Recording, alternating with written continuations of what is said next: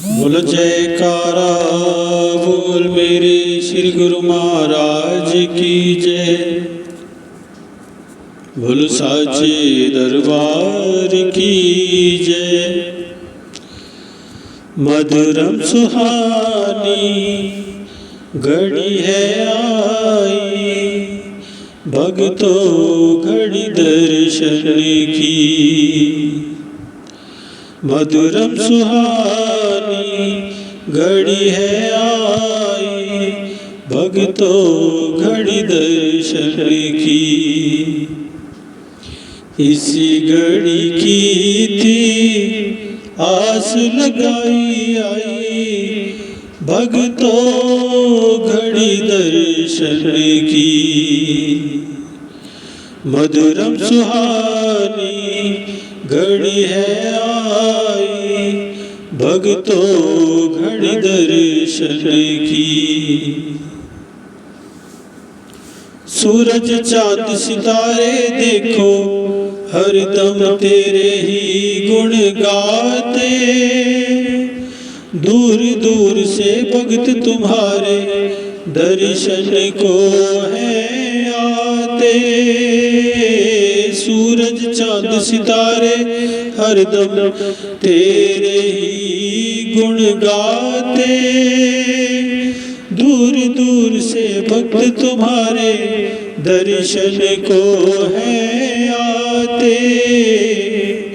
तेरे चरणों में ही ज्योत जगाई आई, भक्तों घड़ी दर्शन की। मधुरम सुहानी घड़ी है आई, भक्तों घड़ी दर्शन की। दुखियों के दुख दूर है करते, खुशियों से दामन भरते। जो भी श्रद्धा से ध्यावे उसका उद्धार है करते। दुखियों के दुख दूर है करते, खुशियों से दामन भरते। जो भी श्रद्धा से ध्यावे उसका उद्धार है करते। इस अंतर मन में तेरी छवि है समाई आई, भक्तों घड़ी दर्शन की। मधुरम सुहानी घड़ी है आई, भक्तों घड़ी दर्शन की। आज कई जन्मों के देखो जागे है भाग्य हमारे। दर्श मिला सतगुरु का मिलकर मंगल गावे सारे। आज कई जन्मों के देखो जागे है भाग्य हमारे। दर्श मिला सतगुरु का मिलकर मंगल गाए सारे। तेरा दर्शन तो है बड़ा सुखदाई आई, भक्तों घड़ी दर्शन की। मधुरम सुहानी घड़ी है आई, भक्तों घड़ी दर्शन की। इस जग में सब कुछ है पराया, झूठी है सब माया। धुल जाते हैं पाप सभी जब सतगुरु दर्शन पाया। इस जग में सब कुछ है पराया, झूठी है सब माया। धुल जाते हैं पाप सभी जब सतगुरु दर्शन पाया। दिया दर्शन प्यारा मेरे रघुराई आई, भक्तों घड़ी दर्शन की। मधुरम सुहानी घड़ी है आई, भक्तों घड़ी दर्शन की। रिमझिम देखो प्रभु की कृपा का सावन बरसे। तीन लोक के देवी देवता दर्शन को है तरसे। रिमझिम देखो प्रभु की कृपा का सावन बरसे। तीन लोक के देवी देवता दर्शन को है तरसे। इस दासन दास के तुम्हें हो सहाय आई, भक्तों घड़ी दर्शन की। मधुरम सुहानी घड़ी है आई, भक्तों घड़ी दर्शन की। इसी घड़ी की थी आस लगाई आई, भक्तों घड़ी दर्शन की। मधुरम सुहानी घड़ी है आई, भक्तों घड़ी दर्शन की। बोलो जयकारा बोल मेरे श्री गुरु महाराज की जय। सुंदर सुंदर दर्शन देने वाले गुरु महाराज की जय। श्री परमहंस दाता दयाल जी की जय।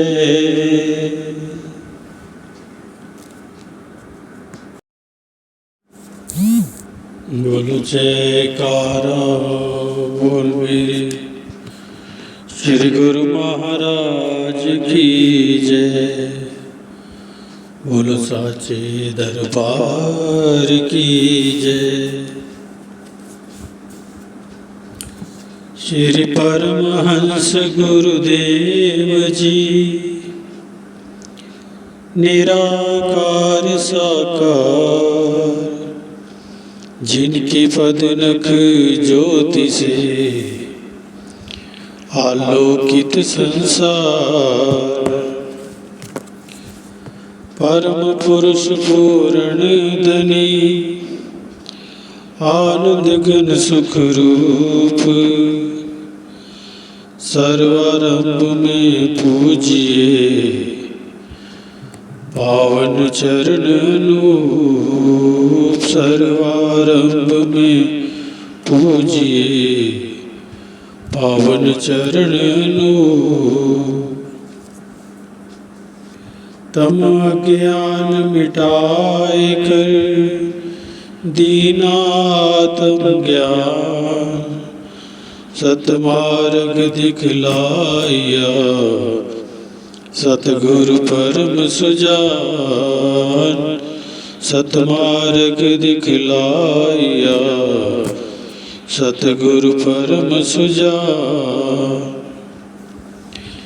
गुरु की आज्ञा दूर से आई, जो है बहुत अमोलक भाई। गुरु की आज्ञा माने जोई, ताको विघ्न न लागे कोई। गुरु की आज्ञा फंद छुड़ावे, मानुष मुक्त रूप बन जावे। हित चित से जो धारे कोई, गुरु प्रसन्नता पावे सोई। सतगुरु वचन से उपजे ज्ञाना, बीसों बिसवे हो कल्याणा। यम की चाल चले नहीं कोई, शरणागत जो गुरु का होई। गुरु की ओट सदा उरधारी, रक्षा करते वन महतारी। गुरु सम दूजा को हितकारी, शरण पड़ेगी विपदा टारी। शरण पड़ेगी विपदा टारी। ऐसे सतगुरुदेव पर जाइए सद बलिहार, पल पल क्षण क्षण गाइए सतगुरु के उपकार। पल पल क्षण क्षण गाइए सतगुरु के उपकार। बोल जयकारा बोल मेरे श्री गुरु महाराज की जय।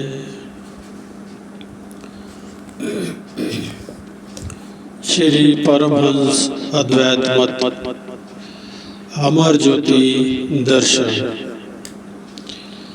श्री आनंदपुर। अनन्य भक्ति। घट परिचय सेवा करे, प्रतषी देखे देव, अविनाशी दर्शन करे दादू पूरी से। संत दादू दयाल जी वर्णन करते हैं कि श्री सतगुरु के ध्यान और नाम सुमिरन में जिसने अपने मन को लीन करके अंतरात्मा का साक्षात्कार कर लिया, तन मन धन से सर्वस्व समर्पण कर गुरु सेवा की कमाई की, वह अपने इष्ट देव की प्रसन्नता को प्राप्त कर लेता है। उसी की सेवा पूर्ण और सफल है। उसे ही निराकार परमात्मा के दर्शन होते हैं, अर्थात साकार और निराकार रूप अभिन्न बन जाते हैं। गुरु भक्ति पथ पर अडिग पग रखकर जीवन पर्यंत एक रस प्रेम श्रद्धा से परिपूर्ण रहना ही अनन्य भक्ति का स्वरूप है। ऐसे अनन्य सेवक महात्मा, संत महात्मा, गुरु भक्त अध्यात्म के इतिहास में अंकित हो जाते हैं। यहाँ पर कुछ एक का ही विवरण दिया गया है। दिवाकर अपनी प्रखर किरणों के तेज से दिन में जगमगाता है। चंद्रमा रजत चांदनी बिखेरता हुआ रात्रि को जगमगाता है।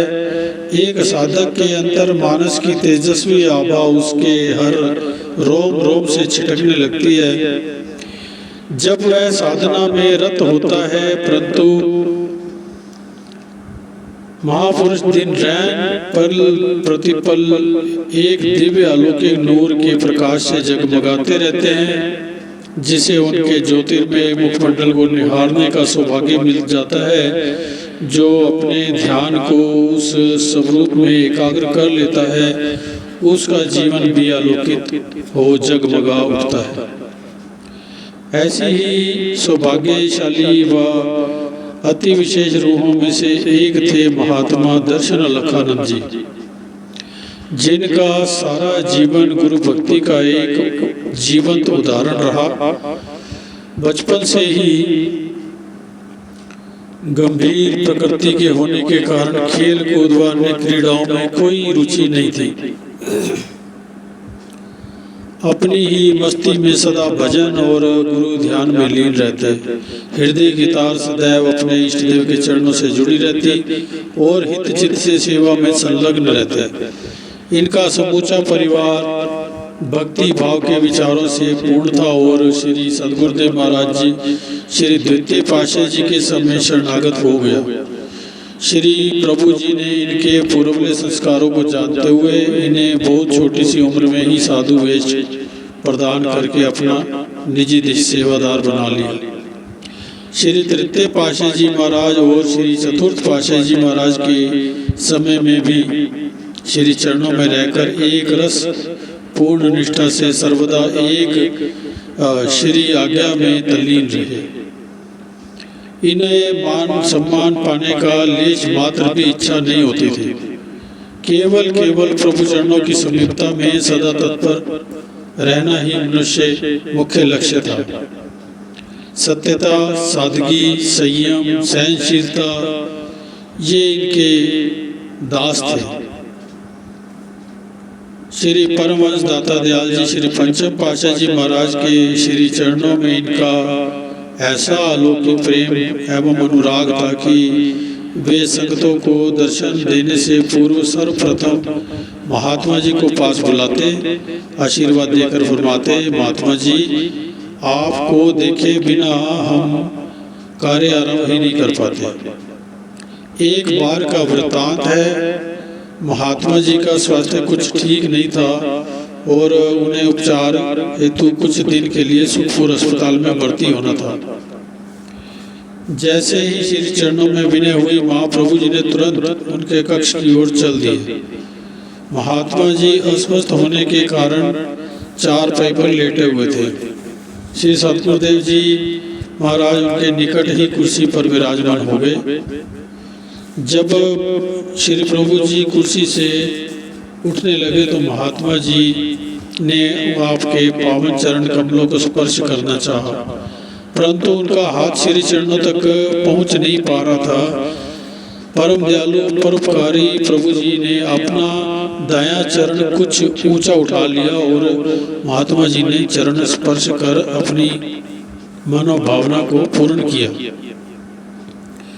इस प्रकार अपने प्रिय सेवक की हार्दिक अभिलाषा को पूरा करने के लिए के पश्चात श्री प्रभु जी ने दिव्य सत्संग भवन में बैठी संगत को पावन श्री दर्शनों से कृतार्थ किया।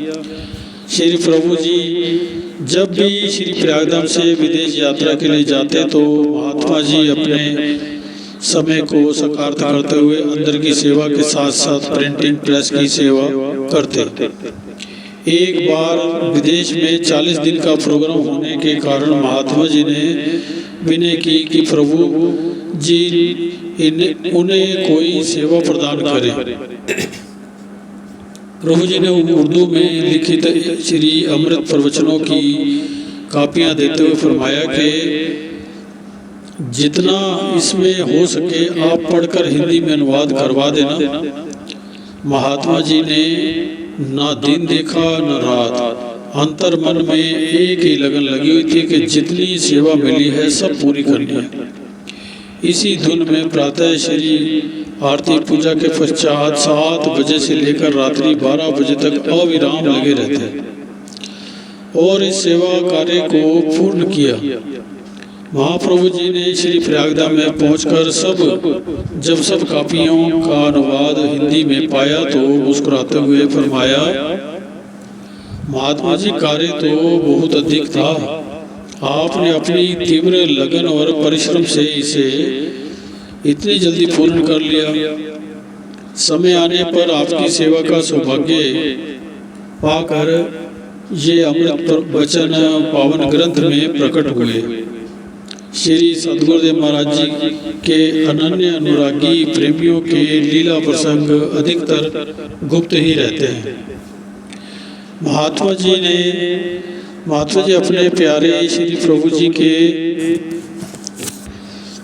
चरणों में अंतिम क्षणों तक उनकी मधुर लीलाओं का रसपान करते हुए तन प्राण से श्री दरबार की सेवा करते हुए श्री चरणों में समा गए। महात्मा सुख आत्मानंद जी जो श्री द्वितीय पातशाह जी के समय शरणागत हुए, तन मन और पूर्ण निष्ठा से श्री दरबार की सेवा में संलग्न रहे। एक बार किसी सेवा कार्य के सिलसिले में 3-4 दिन के लिए कलकत्ता बंगाल गए। उस समय उनकी आयु 70 साल की थी। वहाँ रास्ते में ही उनकी एक व्यक्ति से भेंट हुई जो ज्योतिष विद्या में सक्षम था और उसे रेखाओं का भी पूर्ण ज्ञान था। उसने महात्मा जी के मस्तक की रेखाओं को देखकर अनुमान लगाया तो पाया कि ये तो अपनी आयु पूरी कर चुके हैं और अब तो इनके कुछ ही श्वास शेष हैं। उसने महात्मा जी के पास जाकर कहा, संत जी मेरी विद्या अनुसार आपकी आयु का योग शीघ्र ही समाप्त होने वाला है। इस धरती पर आप कुछ ही दिन के मेहमान हैं। उसे क्या मालूम कि पूर्ण सदगुरु की भक्ति करने वाले सेवकों पर काल का कोई भार नहीं चल सकता। उनका जीवन मरण तो सदगुरु की मौज के ऊपर निर्भर करता है। परम संत श्री कबीर साहब जी अपनी वाणी में वर्णन करते हैं, दोहा, दात धनी याचे नहीं, सेव करे दिन रात, कहे कबीर ता सेव कही, काल करे नहीं घात। दोबारा पढ़ते हैं। दात धनी याचे नहीं सेव करे दिन रात, कहे कबीरता सेवक ही काल करे नहीं घात। जो सेवक अपनी इच्छाओं का त्याग करके पूर्ण समर्पण भाव से दिन रात सेवा में संलग्न रहता है, काल उसका कुछ भी नहीं बिगाड़ सकता। महात्मा जी विनम्र भाव से उत्तर दिया, महात्मा जी ने विनम्र भाव से उत्तर दिया, जो मेरे सदगुरु को स्वीकार है उनके आदेश के बिना काल मेरा बाल भी बांका नहीं कर सकता। इतना कहकर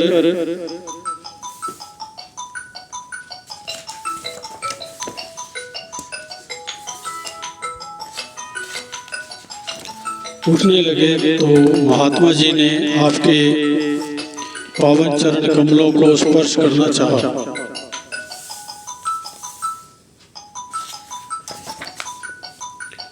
महात्मा जी ने वहां से प्रस्थान किया। जब वे श्री अनंतपुर पहुंचे,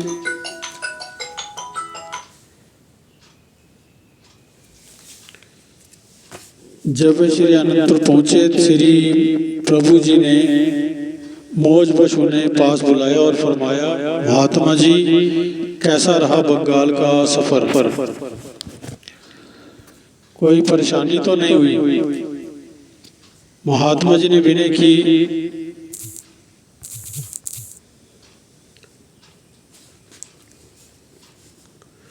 नहीं महाराज, नहीं महाराज जी, आप जी की कृपा से कोई कठिनाई नहीं आई। श्री सद्गुरु दाता दयाल जी ने फरमाया, महात्मा जी कठिनाई तो आपको आ भी नहीं सकती।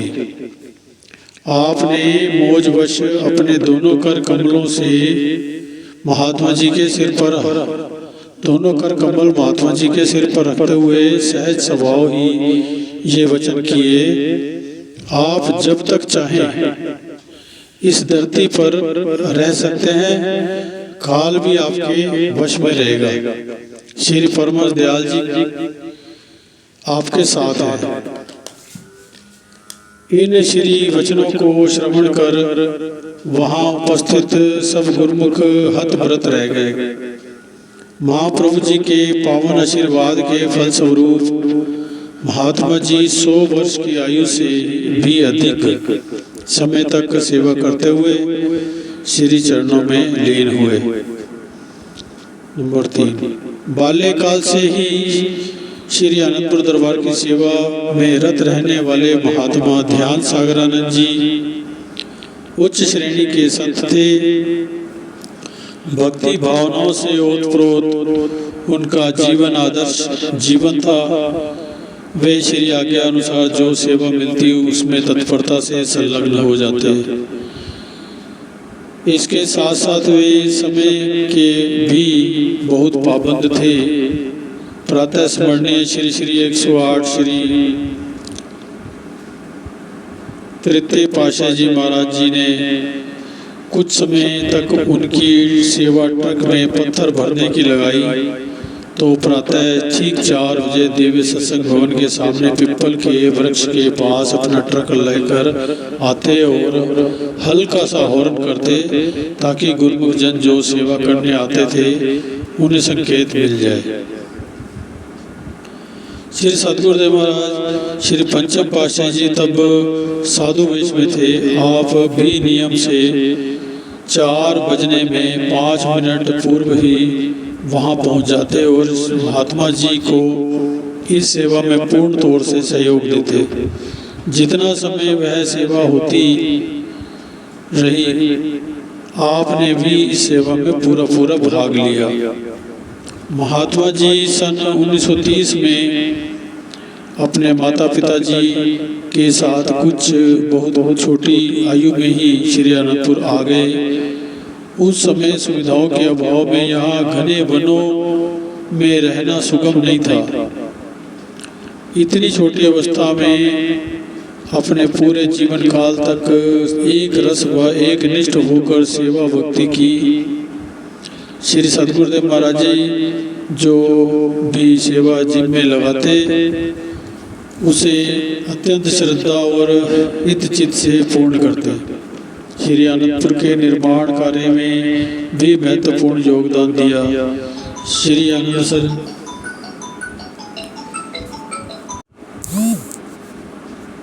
इतनी छोटी अवस्था से अपने पूरे जीवन काल तक एक रस एक निष्ठ होकर सेवा भक्ति की। श्री सतगुरुदेव महाराज जी जो सेवा जिम्मे लगाते उसे अत्यंत श्रद्धा और हित से पूर्ण करते। श्री आनंदपुर के निर्माण कार्य में भी महत्वपूर्ण योगदान दिया। श्री आनंद सर के चारों ओर की सड़क बनाने का कार्य करवाया और भक्तों की ओर कई आवास स्थान बनवाए। सत्संग प्रचार की सेवा को भी प्राणपन से निभाया। एक बार श्री तृतीय पातशाही जी महाराज तहसील बिलारी में स्थित अबनपुर ग्राम में विराजमान थे। श्री मौज से महात्मा जी को वहां से हारमोनियम सीखने के लिए भेजा। हारमोनियम सीख कर जब वापस पहुंचे तो प्रभु जी बहुत प्रसन्न हुए और उन्होंने वचन फरमाए कि अब दरबार में संगीतकारों की कमी नहीं रहेगी। जिसने भी महात्मा जी से हारमोनियम सीखने की इच्छा प्रकट की उन सब को इसमें निपुण किया। अबनपुर से श्री प्रभु जी के साथ महात्मा जी ट्रेन द्वारा आनंदपुर की ओर आ रहे थे। मार्ग में एक स्थान पर ट्रेन रुक गई। सामने दीवार पर उर्दू भाषा में एक पंक्ति लिखी हुई थी। महाप्रभु जी ने पूछा कि उर्दू जानते हो? उन्होंने विनय की, जी महाराज जी पढ़ भी लेता हूँ। श्री प्रभु जी ने फरमाया कि सामने लिखी वह पंक्ति पढ़ो। लिखा था खुदा ही मोहब्बत है और मोहब्बत ही खुदा है। खुदा ही मोहब्बत है और मोहब्बत ही खुदा है। जब ये पंक्ति पढ़कर सुनाई तो श्री वचन हुए कि यही जीवन की सच्चाई है। बाकी सब मिथ्या है।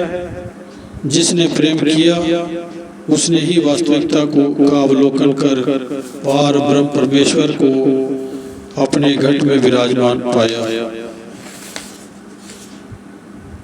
इन अनमोल वचनों को अपने हृदय में धारण करके श्री प्रभु जी की अपार प्रसन्नता को प्राप्त किया।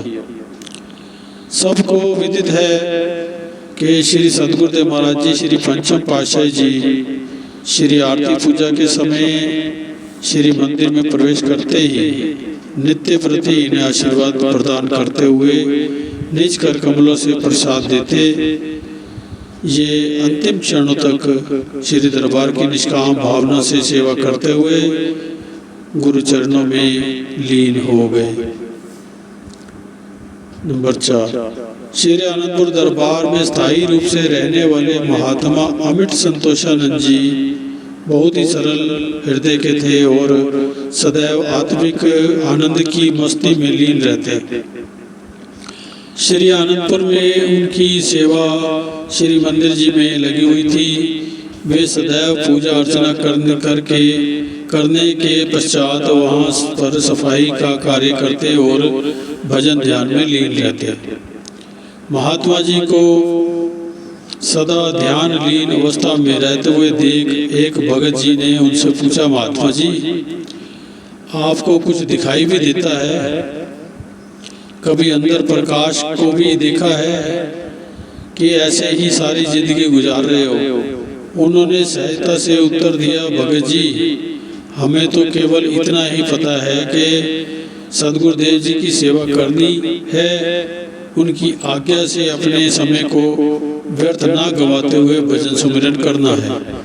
शेष सब वे ही जाने, हम तो केवल इतना ही जानते हैं कि हम श्री मंदिर जी में बैठे हुए ही इस पंच भौतिक शरीर का त्याग करेंगे। वह भगत मन में विचार करने लगा कि क्या सचमुच ही इनके अंदर इतनी शक्ति भरी हुई है जो इन्हें अभी से पता चल गया है कि वे श्री मंदिर जी में बैठे बैठे ही परलोक गमन करेंगे। परंतु परोक्ष रूप में कहने लगा, महात्मा जी ये जरूरी नहीं कि आपका ख्याल पूर्ण हो। उन्होंने उत्तर दिया, प्रभु की इच्छा से सब कुछ पूरा होकर ही रहेगा। समय आने पर तुम स्वयं ही इसको जान लोगे। उस भगत के दिल में ये बात घर कर गई और उसने निश्चय किया कि वह इस बात को सदैव स्मरण रखेगा कि क्या अंतिम समय उनका ये संकल्प सचमुच पूर्ण हुआ। श्री सतगुरुदेव महाराज जी कभी कभी महात्मा जी को श्री प्रयागधाम व श्री संतनगर में साथ ले जाते। श्री प्रयागधाम में इनकी सेवा रोटी खिलाने वाले लंगर में लगती थी। ये सिर पर खजूर के पत्ते से बनी बंद टोकरी में रोटी रखकर लाते और साथ में ही ये गाते, रोटी खा लो मेरे भाई, रोटी खा लो मेरे भाई। सदगुरु के भोग का इसमें है अमृत भरा, 36 व्यंजन से बढ़कर रस है इसमें, आनंद है, ताकत है, इसमें संदेह नहीं जरा। देवता ऋषि मुनि भी इस लंगर को खाने को तरसते हैं और यहाँ पर देखो यही लंगर परोसा हुआ मिलता है। जिस समय महात्मा जी भगत महात्माओं को प्रेम सहित भोजन खिलाते तो सबके मुंह से यही निकलता कि सचमुच ही इनके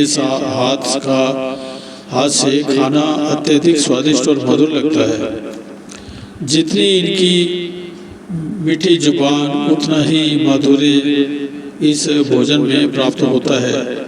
सादी दाल रोटी भी पकवान जैसा स्वाद आने लगता है। शरीर की ताकत भोजन खाना और आत्मा की खुराक है, भक्ति कमाना। इस प्रकार से प्रयागधाम में भी लंगर की सेवा तन मन से करते। श्री सतगुरुदेव महाराज महात्मा जी को एक बार श्री संतनगर ले गए। श्री संतनगर में भी इनकी सेवा खिलाने वाले लंगर में ही थी। हित चित्त से सेवा करते हुए ये श्री मंदिर में श्री आरती पूजा के लिए गए। इनकी उच्च भावना और दृढ़ संकल्प से इनका लक्ष्य संपूर्ण हुआ। श्री आरती और विनती करने के पश्चात महात्मा जी ने दंडवत की। हुक्मनामा पाकर खड़े हुए तो श्री परमहंसों के दिव्य स्वरूपों का श्री दर्शन ध्यान करते हुए सामने की ओर वाले जंगले को पकड़कर चौकड़ी लगाकर बैठ गए। एकदम सबका ध्यान उस तरफ चला गया कि अभी तो महात्मा जी खड़े हुए थे और इतनी जल्दी ध्यान में लीन होकर शरीर को त्याग दिया। श्री आरती की समाप्ति पर श्री प्रभु जी ने फरमाया कि महात्मा जी पहले ही ध्यान में मगन रहते थे और अब ये आत्म ज्योति परमात्मा में एक रूप हो गई है। सब शरणागत गुरुमुखों के दिल में एक ही भावना तरंगित हुई कि हे प्रभु हमारी भी श्री चरणों में ऐसे ही तोड़ निभा देना। श्री संतनगर से कुछ गुरुमुख श्री दर्शन करके श्री आनंदपुर में आए और जब उन्होंने ये बताया कि महात्मा जी शरीर छोड़ गए हैं, जो श्री आनंदपुर में पुजारी थे वह भगत जिसने पहले महात्मा जी से ये सुना था कि श्री मंदिर जी में शरीर छोड़ूंगा, वह उन गुरुमुखों के पास गया और पूछने लगा कि महात्मा जी ने शरीर कैसे छोड़ा। उन गुरुमुखों ने सारा वृत्तांत कह सुनाया कि श्री संतनगर के श्री मंदिर जी में ही श्री दर्शन करते हुए वे ध्यान लीन हो गए। नंबर 5, महात्मा आत्म संतोषानंद जी परिवार सहित श्री दरबार में शरणागत हुए। श्री तृतीय पातशाह जी महाराज जी इन्हें बाबा जी के नाम से बुलाते थे। इनकी आयु उस समय लगभग 50-55 की थी, परंतु स्वभाव, आचार व्यवहार बुजुर्गों से बढ़कर था। सदा नीची निगाह किए हुए चलते। उस समय उनकी सेवा लंगर में हुआ करती थी। श्री सद्गुरुदेव महाराज श्री पंचम पातशाह जी ने भक्तों की ओर लंगर के पास कार रुकवाकर उन्हें अपने पास बुलाया और फरमाया कि भगत जी, हमें एक कार्य के लिए आपको सेवा प्रदान करनी है, जिसमें सदा अपने मन को नियंत्रित करना होगा। श्री सेवा को मुख्य रखते हुए श्री वचनों को स्मरण रखना होगा। आपको योग्य पात्र जान इस सेवा को सौंपते हैं। ये सेवा है भक्तों की ओर से भक्तानियों की ओर संदेश पहुंचाना तथा उनके संदेश लेकर भक्तों के पास पहुंचाना। इनका स्वभाव बुजुर्ग बाबा के समान था, इसलिए ये बाबा जी के नाम से ही प्रसिद्ध हो गए। इन्होंने श्री गुरु आज्ञा का पालन करते हुए इसे अक्षरशः सत्य सिद्ध कर दिया। इनके लिए चाहे कोई छोटी आयु की बालिका अथवा बुजुर्ग भक्तानी हो, ले दोनों ही एक समान दृष्टि से देखते थे, नीची निगाह से बात करते और सबको देवी जी कहकर पुकारते। आपने इन्हें अपनी मौज से साधु वेश प्रदान किया। ये अंतिम समय तक श्री आज्ञा अनुसार सेवा करते हुए महाप्रभु जी की कृपा एवं प्रसन्नता के पात्र बनकर श्री चरणों में लीन हुए। 6 नंबर, महात्मा निर्वैर शब्दानंद जी को सत्संग के प्रभाव से संसार से उपरामता हो गई। श्री गुरु दरबार के एक महात्मा जी के संपर्क से वे श्री आनंदपुर में पहुंच गए। सन 1947 में देश विभाजन के पश्चात श्री सद्गुरुदेव महाराज जी श्री तृतीय पातशाह जी ने इन्हें फरमाया कि बाहर जाकर अपने सगे संबंधियों से मिलकर रहना चाहो तो रह सकते हो। इन्होंने विनय की कि गुरु महाराज जी के सिवाय दुनिया में ना मेरा कोई संबंधी है, ना ही मेरा किसी से संबंध है। केवल श्री सद्गुरुदेव महाराज जी ही मेरे सर्वस्व हैं। मुझे अपना तुच्छ दास समझकर श्री चरणों की सेवा में अंतिम समय तक लगाए रखना। उस समय श्री आनंदपुर में सब कार्य छोटी छोटी मशीनों द्वारा किए जाते थे और इनकी सेवा तेल निकालने की मशीन पर लगाई गई। तनिक असावधानी के कारण इनके हाथ की उंगलियां मशीन में आकर पिचक गई। श्री तृतीय पातशाह जी ने इनकी चिकित्सा पूना में करवाई, परंतु सेप्टिक हो जाने के कारण डॉक्टरों द्वारा कोहनी तक का भाग अलग कर दिया गया। इन्होंने भी कभी भी किसी को एहसास नहीं होने दिया और दृढ़ चित्त से सेवा करते रहे। श्री सद्गुरुदेव जी महाराज श्री पंचम पातशाह जी ने इन्हें दुकान की सेवा का कार्य सौंपा, जिसे ये तत्परता से श्रद्धा विश्वास के साथ करते रहे। इनके मन में हमेशा यही एक लगन रहती थी कि कोई भी वस्तु जिसे निषिद्ध समझकर इधर उधर फेंका हुआ होता वह परमार्थ के किसी कार्य में लग जाए। जब बिंडे में गेहूं भरने की सेवा लगी तो रास्ते में पड़ी हुई फटी हुई बोरियां उठाकर पानी की टांची में भिगोने के लिए रख देते। पुनः इन्हें कूट कर भट्टी चूना में मिला देते। उस समय सीमेंट की जगह बिल्डिंगों में इसी का प्रयोग किया जाता था। इधर उधर कागज अथवा लकड़ी के टुकड़े देखते तो उन्हें उठाकर आग जलाने के लिए लंगर में पहुंचा देते।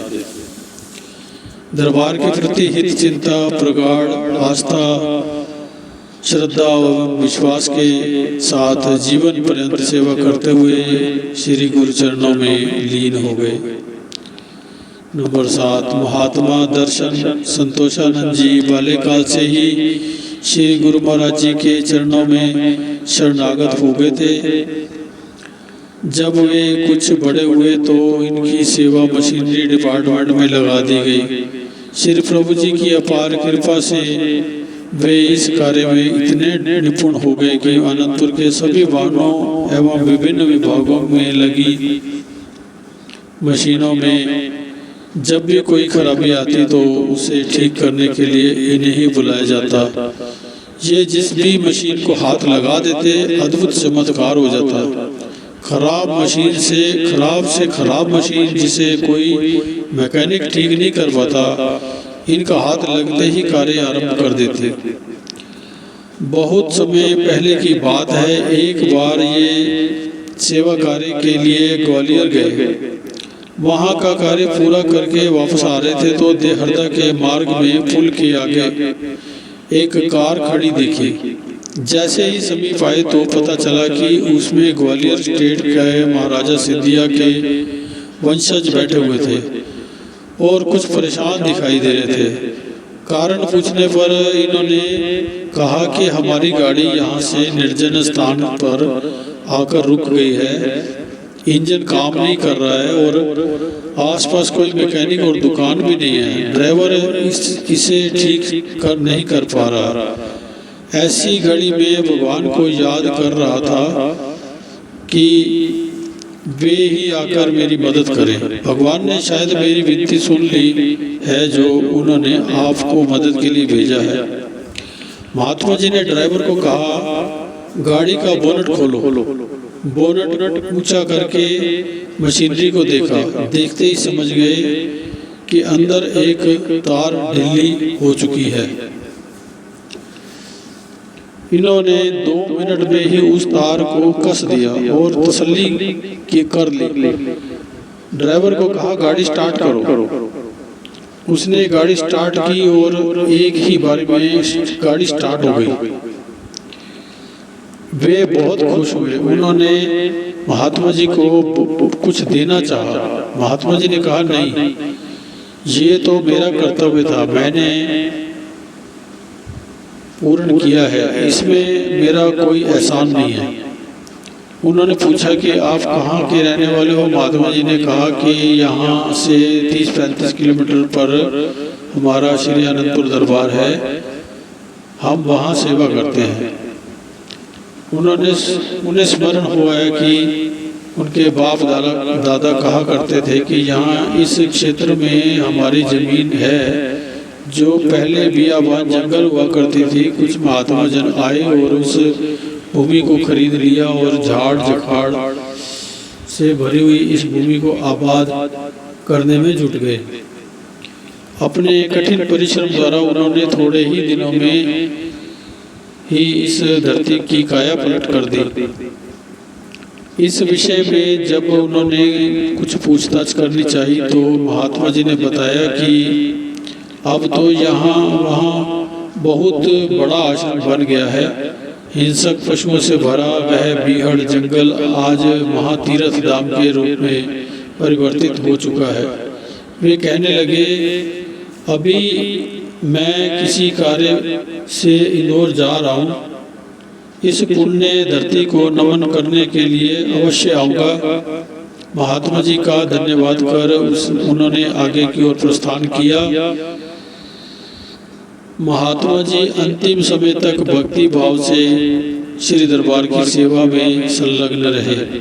नंबर 8, महात्मा विचार संतोषानंद जी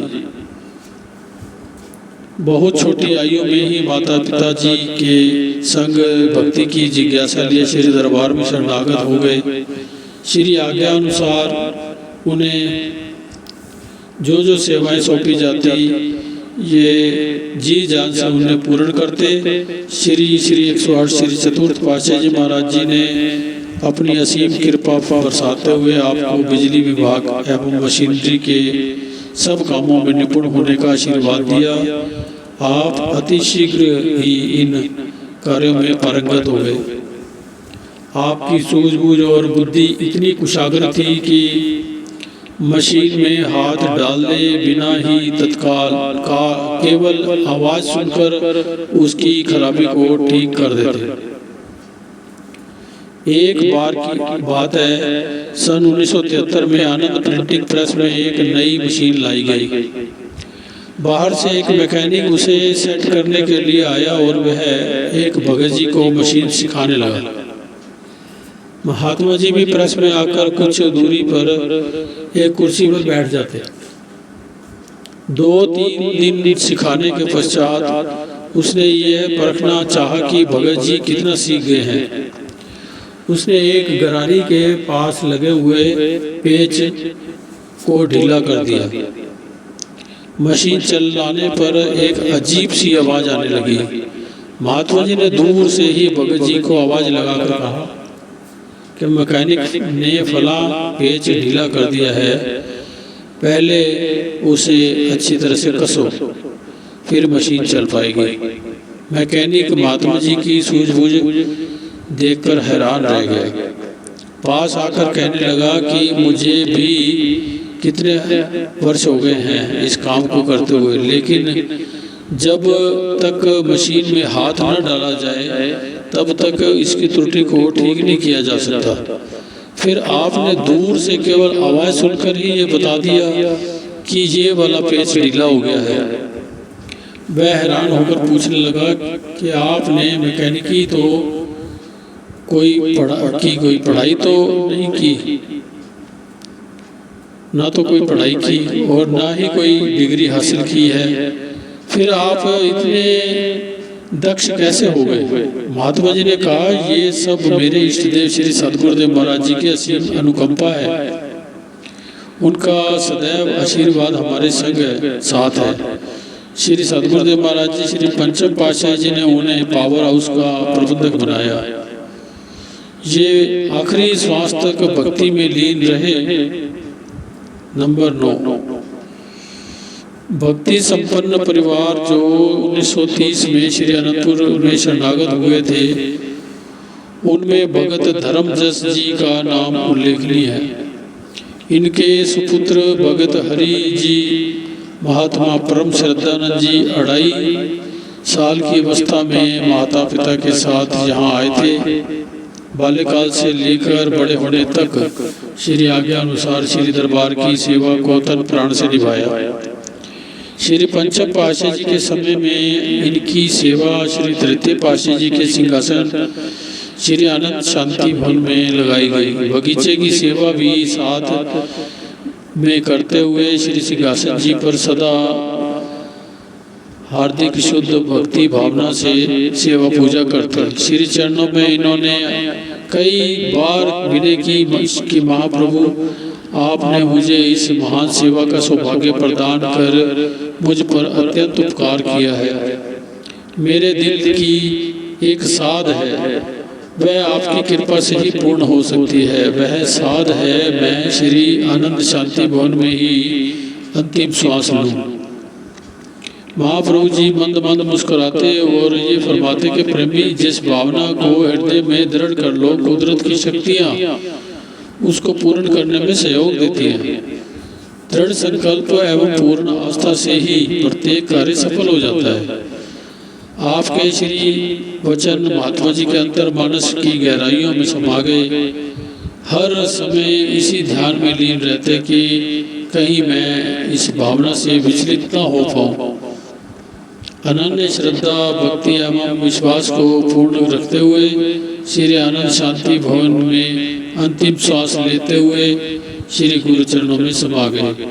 नंबर 10, हेमूमल भगत जी सिंधी श्री तृतीय पातशाही जी के समय परिवार सहित श्री दरबार में शरणागत हुए।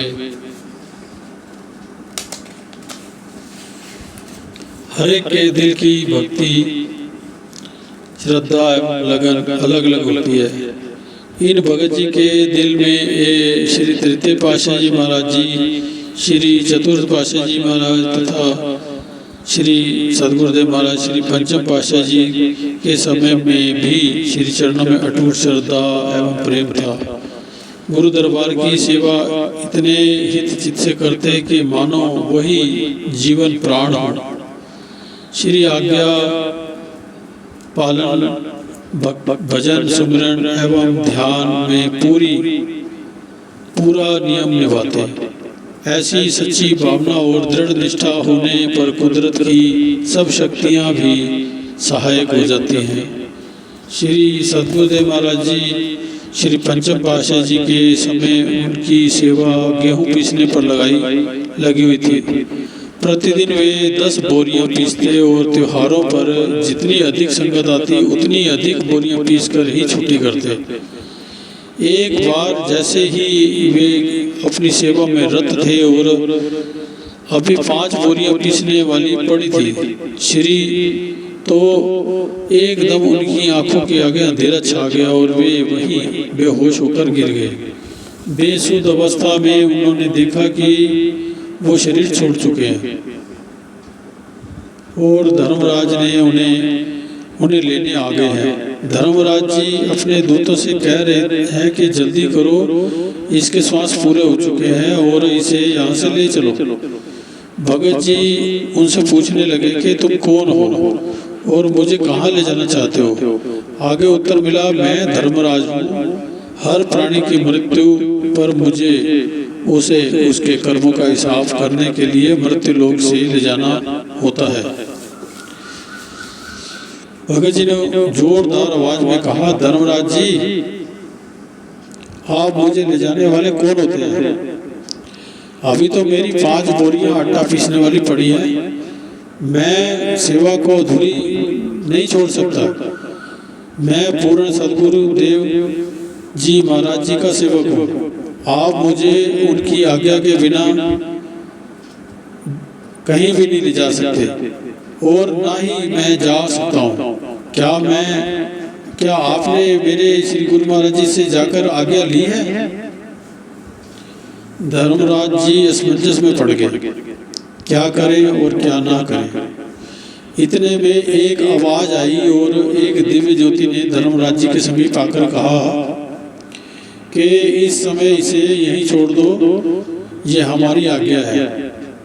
भगत जी के सम्मुख ही धर्मराज जी अलोप हो गए। भगत जी के निष्प्राण प्राणों में प्राण का संचार होने लगा। उन्होंने आंखें खोली और सोचने लगे कि मैंने सचमुच ही यह दृश्य देखा है कि ये एक स्वप्न था। जो भी हो, ये तो पता चल गया कि श्री गुरु महाराज जी हमारे अंग संग है।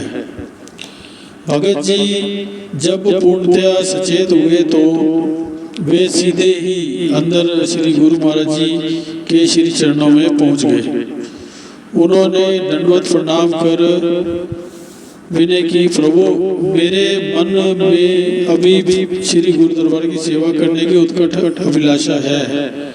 इस जन्म में मैं तो अब मुझे पूर्ण सदगुरु महापुरुषों की चरण शरण में ये ज्ञान प्राप्त हो गया है कि मानुष जन्म अमूलक है। इसमें इंसान सेवा, सुमिरन, ध्यान जितनी भी अधिक कमाना चाहे कमा सकता है, अपने जीवन को सफल बना सकता है और श्री चरणों में समा सकता है। उन्होंने सेवा करते हुए श्री जो धर्मराज का दृश्य देखा था वह सब वृत्तांत श्री प्रभु जी को कह सुनाया। आपने फरमाया, हेमुमल जी, तुम्हारी श्रद्धा, विश्वास, प्रेम और सेवा के प्रति अविचल भावना को देखकर हम तुम पर प्रसन्न हैं। तुम्हारे दिल में जब तक सेवा करने की इच्छा है तब तक नित्य प्रति 5 बोरियां गेहूं पीसने की रह जाए तो सेवा छुट्टी कर लेना। इस प्रकार जब तक चाहो सेवा करो। भगत जी महाप्रभु जी का आभार प्रकट करते हुए प्रसन्नचित्त पुनः अपनी सेवा पर पहुंच गए। कुछ समय के लिए उनके पास एक भगत जी की सेवा के लिए आया करते, भगत जी भी सेवा के लिए आया करते थे। उसे भी उन्होंने ये वचन सुना दिए कि मेरी अनुपस्थिति में भी 5 बोरियां गेहूं हमेशा पड़ी रहनी चाहिए। इस प्रकार कुछ वर्षों पश्चात जब उनका शरीर कुछ शिथिल होने लगा तो उन्होंने महाप्रभु से क्षमा मांगी। श्री आज्ञा पाकर उन्होंने सारी बोरियां पीस दी और अविचल भक्ति करते हुए श्री प्रभु जी के धाम में स्थान पाया। नंबर 11, श्री सद्गुरु दाता दयाल जी श्री प्रयागधाम में विराजमान थे। आपने वहाँ एक छोटा मंदिर बनवाकर श्री परमहंसों की दिव्य प्रतिमाओं की स्थापना की। श्री प्रयागधाम में सेवा कार्य करवाते हुए आप हर बुधवार श्री आरती पूजा के पश्चात कोरेगांव चक पर कृपा फरमाते। वहाँ नाश्ते का भोग लगाकर वापस श्री प्रयागधाम पधारते। वहाँ रहने वाले महात्मा जी और भगत जी का श्री चरणों में असीम अनुराग था और वे बहुत दिल जान से सेवा करते थे। एक बार महात्मा जी श्री दर्शन करने हेतु श्री प्रयागधाम आए। उस दिन मंगलवार था। रात्रि समय वे भगत नंदलाल जी जो उस समय हजामत की सेवा करते थे के पास गए और कहने लगे कि कल सुबह श्री प्रभु जी कोरेगांव कृपा करेंगे। मेरे बाल कुछ बढ़ गए हैं, अतः आप इन्हें अभी काट दीजिए। मुझे कल प्रातः ही जल्दी ही वहाँ वापस लौटना है। भगत जी ने कहा कि काफ़ी देर हो गई है, सुबह ही आ जाना। कल श्री प्रभु जी के पास प्रातः सेवा पे मैं जाऊंगा, वहाँ से लौटकर आपका भी काम कर दूंगा। महात्मा जी कहने लगे कि कल तो श्री आरती पूजा के कार्यक्रम के पश्चात महाप्रभु जी सीधे कोरेगांव आएंगे। ऐसा प्रतीत होता है कि उनको उनकी सेवा करने के लिए श्री कार के में ही बैठकर साथ आना पड़ेगा। महात्मा जी ने चाहे ये बात हंसी में ही कही थी, परंतु भगत जी भोले भाव से प्रसन्न होकर कहने लगे कि अगर मुझे ऐसा सौभाग्य प्राप्त हो जाए तो मैं जीवन भर आपका कृतज्ञ रहूँगा। काश मुझे भी श्री कार में बैठने का अवसर मिल जाए। अगले दिन प्रातः श्री आरती पूजा का कार्यक्रम संपन्न हुआ। तत्पश्चात श्री प्रभु जी कार में विराजमान होकर कोरेगांव की ओर प्रस्थान करने लगे। महात्मा जी को देखकर फरमाया कि आप यहीं हो, चलना नहीं। उन्होंने विनय की, जी स्वामी जी चलना है। महाप्रभु जी ने कहा कि कार के पीछे पीछे आ जाओ। कोरेगांव से कुछ ही दूरी पर अचानक महाप्रभु जी ने कार चला रहे महात्मा योग सत्यानंद जी को फरमाया कि हमने तो भगत नंदलाल को प्रातः श्री आरती पूजा के पश्चात ऊपर सेवा के लिए बुलाया था। वह तो ऊपर आकर बैठा होगा, अब क्या किया जाए। महात्मा जी ने कहा कि मैं वहां जाकर उसे वापस जाने के लिए कह देता हूँ। अंतर्यामी प्रभु ने फरमाया, नहीं, उसे वापस ना भेजो। ऐसा करो कि उसे इस कार में बिठाकर यहाँ ले आओ।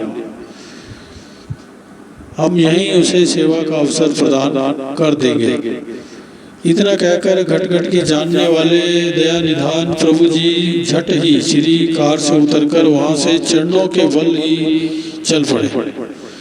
सचमुच महापुरुषों की दयालुता का अंत नहीं पाया जा सकता। वे करुणा के अथाह सिंधु होते हैं और सच्चे सेवकों पर अपनी करुणा की अनवरत बरसात करते रहते हैं। उधर महात्मा जी कार लेकर वापस श्री प्रयागधाम की ओर आ गए और वहां जाकर भगत जी को श्री कार में बिठाया और कोरेगांव ले आए। भगत जी की प्रसन्नता का कोई ठिकाना न था। उनकी हार्दिक अभिलाषा इतनी जल्दी पूर्ण हो जाएगी, उन्होंने इसका अनुमान भी नहीं लगाया था। महात्मा जी भी उन्हें कोरेगांव पहुंचा हुआ देखकर आश्चर्यचकित रह गए और प्रसन्न भी हुए। दोनों ने मिलकर श्री प्रभु जी की मिलकर खूब सेवा की और इस घटना के विषय में श्री प्रभु जी के चरणों में विनय की। महाप्रभु जी फिर उसे वह सेवा महाप्रभु जी ने फरमाया कि जिसकी सेवा के प्रति सच्ची निष्ठा और लगन होती है फिर उसे वह सेवा मिलकर रहती है। सेवक जी जान से सेवा करते हुए अपने मन चित्त को भक्ति में लगाते हुए सद्गुरु की प्रसन्नता को प्राप्त पाकर अपने जीवन में सच्ची खुशियां भर लेते हैं। नंबर 12, भक्ति भाव से पूर्ण भक्तानी बिमला अरोड़ा, जिसका परिवार भी बहुत ही श्रद्धालु एवं प्रेमी था, को कैंसर की तकलीफ हो गई। वह श्री दर्शन हेतु गुरु महाराज जी के चरणों में आई। उसने बहुत ही विनम्र भाव से श्री चरणों में विनय की, प्रभु मुझे कैंसर की तकलीफ हो गई है, मेरी श्री चरणों में यही प्रार्थना है कि आप मुझे ऐसे ही चलते फिरते और सेवा करते हुए अपने श्री चरणों में ठोर देवें। आप ये वादा करो कि मेरे अंतिम समय आप मुझे स्वयं लेने के लिए आएंगे। श्री गुरु महाराज जी ने मुस्कुराते हुए आशीर्वाद दिया।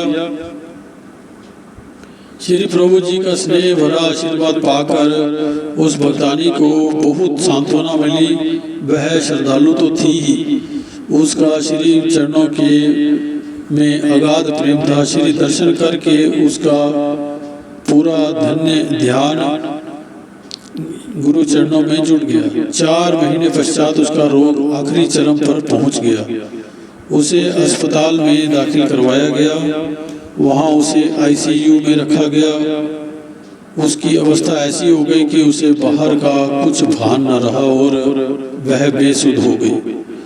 2 दिन तक इसकी यही अवस्था रही। उधर श्री सद्गुरुदेव महाराज जी ने दिल्ली में रहने वाली उसकी बेटी को फोन पर फरमाया, हमने आपकी माता जी से वादा किया था कि हम उसे उसके अंतिम समय लेने आएंगे।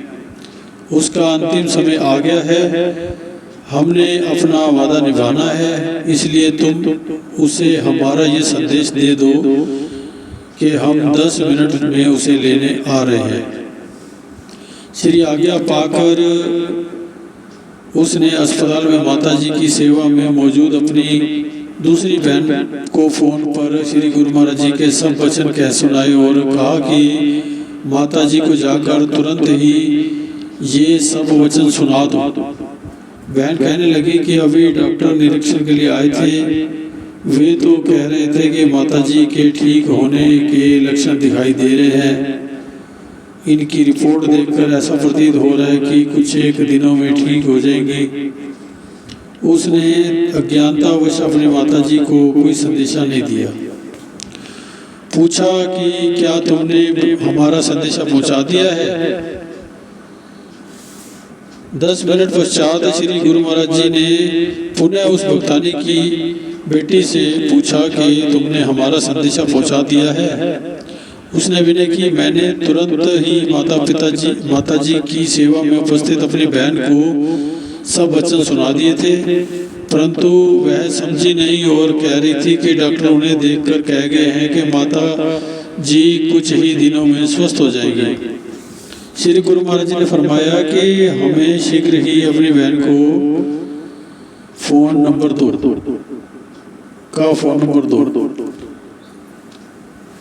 नंबर लेकर आपने उससे पूछा कि अपनी माता जी को हमारा संदेशा दे दिया है?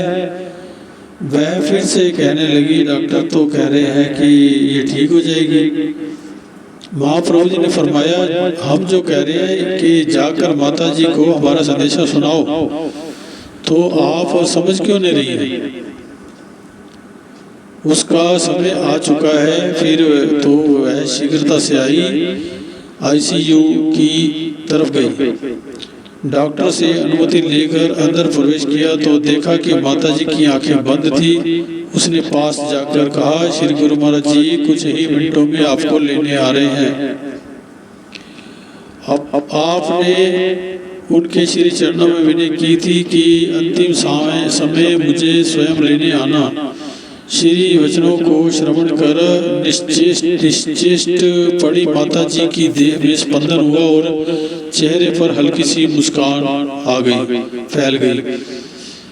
नम आंखों से उनकी बेटी ने डॉक्टर से कहा, जाकर पूछा कि क्या वह 10-15 मिनट के लिए आईसीयू में ठहर सकती है, क्योंकि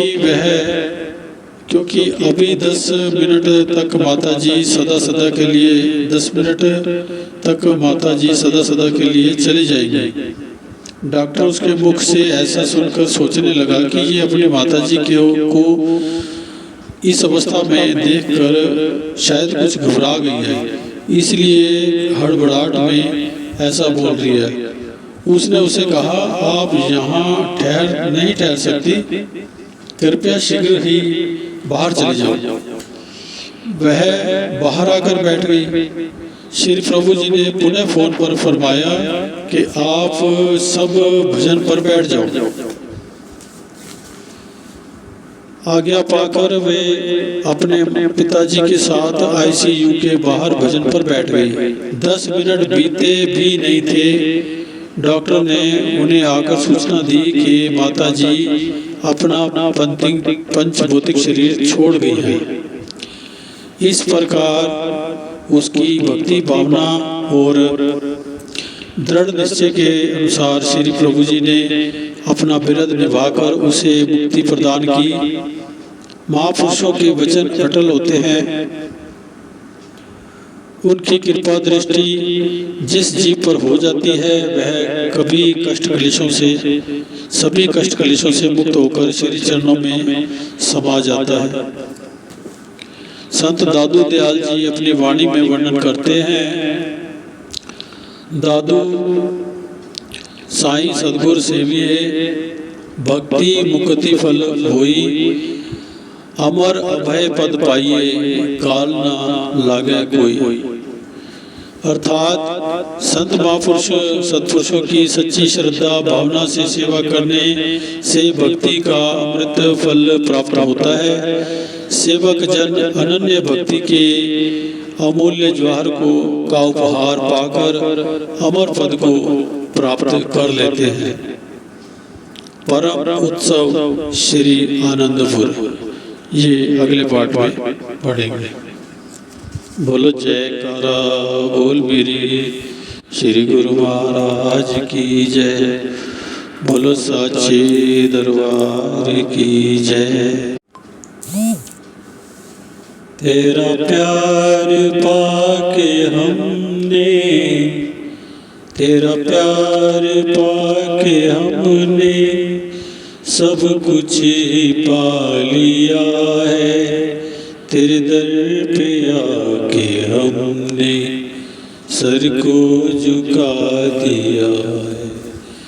तेरा प्यार पाके हमने, तेरा प्यार पाके हमने सब कुछ ही पा लिया है। तेरे दर पे आके हमने सर को झुका लिया है। तेरा प्यार पाके हमने आवागमन की गलियां नाहक रुला रही थी, अज्ञानता की निद्रा हमको सुला रही थी। आवागमन की गलियां नाहक रुला रही थी, अज्ञानता की निद्रा हमको सुला रही थी। नजरे करम हुई है, नजरे करम हुई है, तेरा आसरा लिया है। तेरे दर पे आके हमने हमने सर को झुका लिया है। तेरा प्यार पाके हमने सब कुछ ही पा लिया है। तेरे दर पे आके हमने सर को झुका लिया है। तेरा प्यार पाके हमने तेरे प्यार वाले बादल जिस दिन से गिर गए हैं, रहमत हुई है तेरी, मेरे दिन ही फिर गए हैं।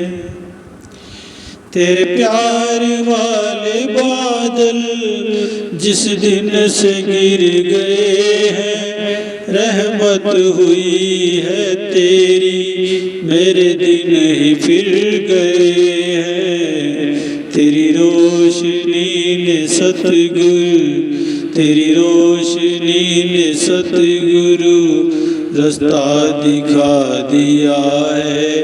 तेरे दर पे आके हमने सर को झुका लिया है। तेरा प्यार पाके हमने सब कुछ ही पा लिया है। तेरे दर पे आके हमने सर को झुका लिया है।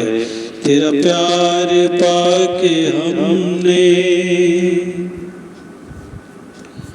भवरोग राग ममता इस दिल से जा रहे हैं। संयम नियम आराधन तन मन पे छा रहे हैं। भवरोग राग ममता इस दिल से जा रहे हैं। संयम नियम आराधन तन मन पे छा रहे हैं। मस्तक पे जब से तूने, मस्तक पे जब से तूने आसन सजा लिया है। तेरे दर पे आके हमने सर को झुका लिया है। तेरा प्यार पाके हमने सब कुछ ही पा लिया है। तेरे दर पे आके हमने सर को झुका लिया है। तेरा प्यार पाके हमने तेरी दात मिल गई है, जीवन निखर गया है। माया का खेल सारा यूं ही बिखर गया है। तेरी दात मिल गई है, जीवन निखर गया है। माया का खेल सारा यूं ही बिखर गया है। तेरे शब्द ने कैसा, तेरे शब्द ने कैसा जादू जगा दिया है। तेरे दर पे आके हमने सर को झुका लिया है। तेरा प्यार पाके हमने सब कुछ ही पा लिया है। तेरे दर पे आके हमने सर को झुका लिया है। तेरा प्यार पाके हमने उपकार के लिए तू अवतार होके आया। नर रूप में नारायण साकार होके आया। उपकार के लिए तू अवतार होके आया। नर रूप में नारायण साकार होके आया।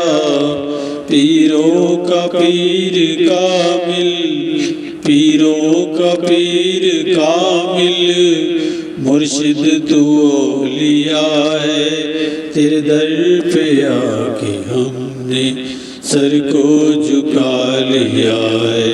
तेरा प्यार पाके हमने सब कुछ ही पा लिया है। तेरे दर पे आके हमने सर को झुका लिया है। तेरा प्यार पाके हमने दिल में हुआ है जिसके तेरे नाम का उजाला, अमृत हुआ है उसका विष से भरा प्याला। दिल में हुआ है जिसके तेरे नाम का उजाला, अमृत हुआ है उसका विष से भरा प्याला। तेरे नाम में जिया जो, तेरे नाम में जिया जो, दासा वही जिया है।